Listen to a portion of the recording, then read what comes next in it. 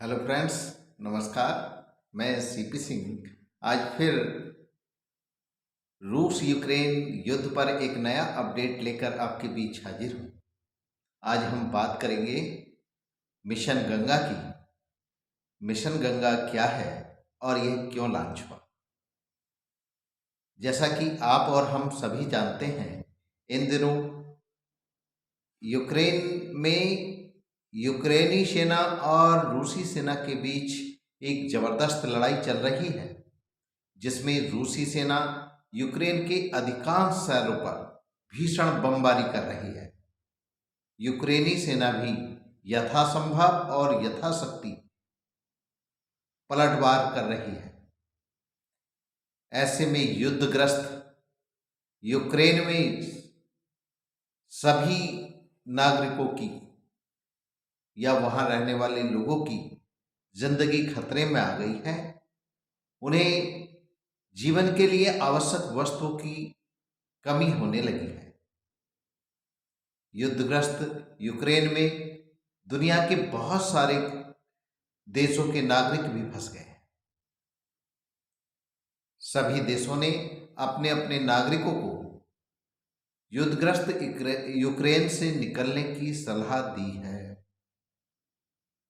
और अधिकांश देशों ने यूक्रेन से निकलने की सलाह देकर अपने नागरिकों को उनकी जिम्मेदारी पर छोड़ दिया है कि वो अपनी रिस्क पर, अपनी जिम्मेदारी पर युद्धग्रस्त यूक्रेन से निकलकर स्वदेश लौटें। भारत के भी लगभग 18,000 मेडिकल छात्र जो वहाँ मेडिकल की पढ़ाई कर रहे थे, इस युद्धग्रस्त यूक्रेन में फंस गए हैं।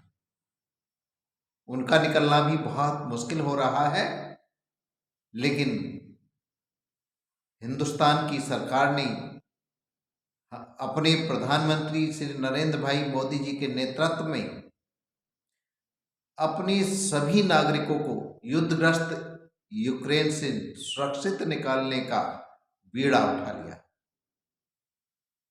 और प्रधानमंत्री जी के नेतृत्व में अनेक हाई लेवल मीटिंग करके एक अपने सभी नागरिकों को सुरक्षित निकालने के लिए एक प्लान बनाया गया। उस प्लान के अंतर्गत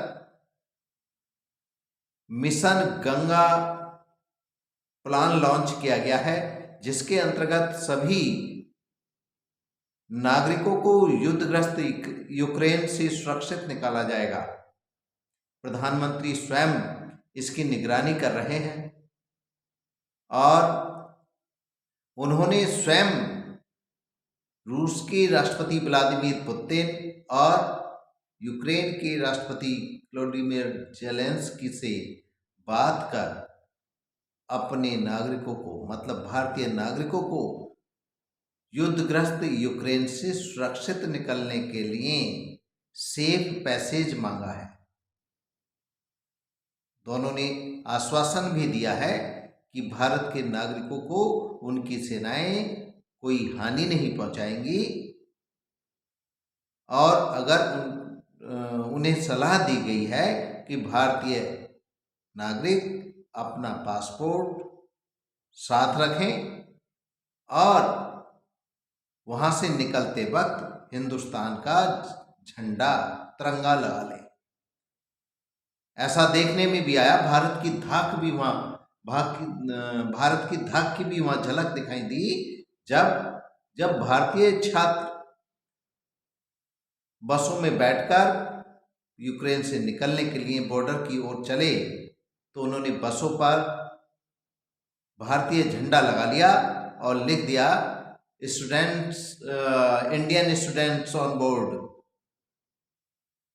तो उन्हें ना तो रूस की सेनाओं ने टोका और ना ही यूक्रेनी सेनाओं ने। और जब वो बॉर्डर पार करके दूसरे देशों में पहुंचे, तो बिना वीजा के ही दूसरे देशों ने भी उनके साथ बेहतर सलूक किया और भारत द्वारा उपलब्ध कराई गई एयर इंडिया की फ्लाइट्स में से उन्हें हिंदुस्तान लाया गया, जहां आकर उन्होंने भारत सरकार के गुणगान किए और प्रधानमंत्री मोदी जी के नारे लगाए। जबकि भारत की इस धाक को देखते हुए जो दूसरे देश थे, उन्होंने भी भारतीय झंडा लगाकर यूक्रेन से निकलने की कोशिश की। भारत अपने सभी नागरिकों को सुरक्षित निकालने के लिए मिशन गंगा के तहत एयर इंडिया के हवाई जहाज लगाए हुए हैं और उसने इसमें अपनी वायुसेना के C-17 जहाजों को भी उसमें लगा दिया है। और भारत का ये कोई पहला अनुभव नहीं है। इससे पहले भी जब अफगानिस्तान में अभी तालिबान ने कब्जा किया और वहां पर कुछ भारतीय फंसे थे, तब भी भारत सरकार ने प्रधानमंत्री जी के नेतृत्व में देवी शक्ति मिशन चलाकर युद्धग्रस्त अफगानिस्तान में फंसे भारतीयों को निकाला था। इसी तरह से लगभग 2 वर्ष पहले जब कोरोना महामारी का प्रकोप सारी दुनिया में फैला, तो भारत सरकार ने वंदे भारत मिशन चलाकर सारी दुनिया के देशों से अपने नागरिकों को स्वदेश लौटाया। और इसी तरह से 2015 में भी युद्धग्रस्त यमन से भारतीय सेना मतलब भारत देश की सरकार ने अपने नागरिकों को सुरक्षित भारत लौटाया था। भारत अनेक अवसरों पर अपने नागरिकों को दूसरे देशों से खतरे के समय में, संकट काल में अपने देश वापस ले आता है। इस समय भी युद्धग्रस्त यूक्रेन से अपने नागरिकों को वापस लाने के लिए भारत सरकार ने मिशन गंगा लॉन्च किया है, जिसके अंतर्गत उसने अपने एयर इंडिया और कुछ दूसरी प्राइवेट कंपनियों के जहाज़ों को लगाया है। एयर इंडिया के जहाज़ों को लगाया है, अपनी एयरफोर्स को भी लगा दिया है। साथ ही 4 मंत्रियों को यूक्रेन के बॉर्डर पर स्थित 4 देशों रोमानिया, पोलैंड, हंगरी, इन देशों में भेज दिया है कि जैसे ही हमारे छात्र वहाँ पहुँचे, उन्हें कोई असुविधा ना हो, वो तुरंत उन्हें राहत मिले और उन्हें सुरक्षित निकालकर हिंदुस्तान लाया जा सके। भारत सरकार की बहुत अच्छी पहल। हम उम्मीद करते हैं कि सभी भारतीय सुरक्षित निकलेंगे। लेकिन दुर्भाग्य से कल एक छात्र की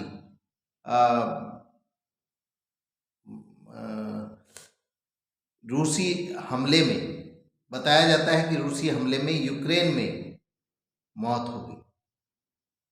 दुर्भाग्य। उस परिवार के लिए हमारी सांत्वना और ईश्वर से प्रार्थना करते हैं कि उस परिवार को इस क्षति को सहन करने की शक्ति प्रदान करें। जय हिंद, जय भारत।